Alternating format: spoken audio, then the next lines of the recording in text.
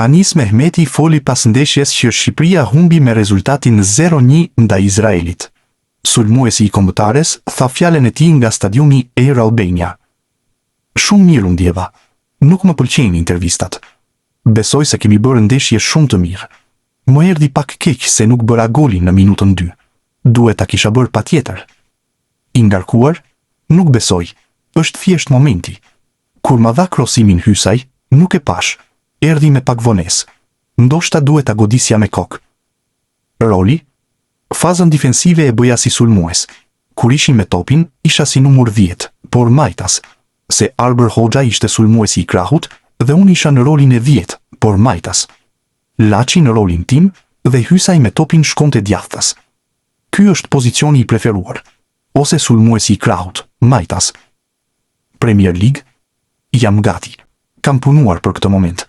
Shpresoj të jap maksimumin. Ëndër të luash në Premier League. Jam shumë i gëzuar dhe jam gati. Ndryshimi në stol? Me këtë trajnerin e ri, kam ecur mirë. Sot fillova në formacion dhe po vazhdoj. U shpreh Mehmeti për Supersport. Kristian Aslani foli pas ndeshjes që Shqipëria humbi 0-1 ndaj Izraelit. Miqësorja u luajt në stadiumin Air Albania. Ka qenë shumë pozitiv. Trajneri është shumë rob i mirë. Do pressing të lartë dhe agresivitet.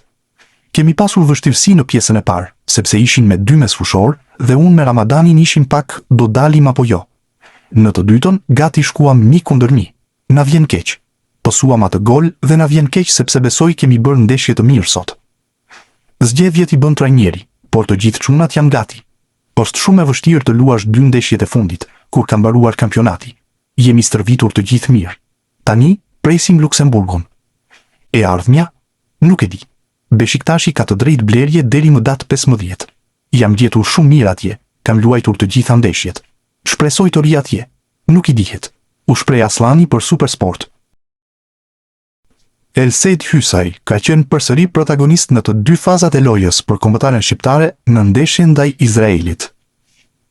Të them të drejtën, kur luaj me fanellën e Shqipërisë, është objektivi të jap maksimumin derisa të kem fuqi, dhe kështu do të vazhdoj derisa t'ja dal. Ky është një trajner i ri, ka ide të reja, që besoj me kohën do sistemohen, se kemi pasur vetëm 4 ditë kohë që të rregullojmë aksione mbrojtëse e sulmuese. Por është pozitiv, sheh një lojë më sulmuese se sa kemi bërë më parë. Shpresoj që të gjitha të ndihmojmë që të jemi më mirë për ndeshjet e radhës. Tensioni? Futbolli kështu është. Unë nuk kam qejf të bëj këto skena. Por në momentin që pash lojtarin me gishtin në buzë duke u thënë tifozëve të pushonin, është impuls momenti. Kërkoj falje.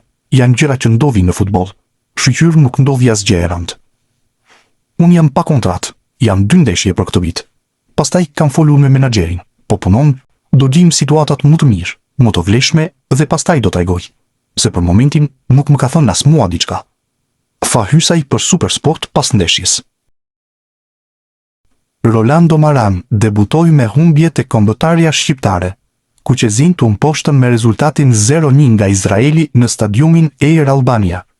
Golin e vetëm të miqësores e shënoi Oskar Gluh në minutën e 73.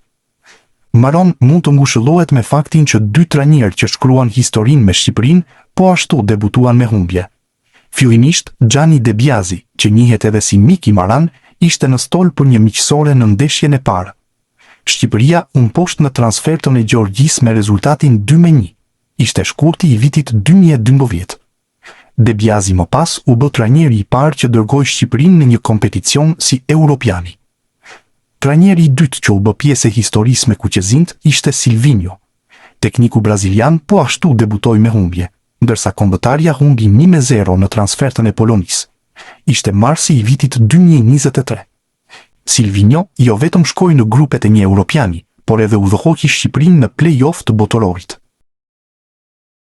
Shqipëria e ka nisur me humbje etapën e saj në drejtimin e Rolando Maran, e mposhtur me shifrat 1-0 në Air Albania nga Izraeli.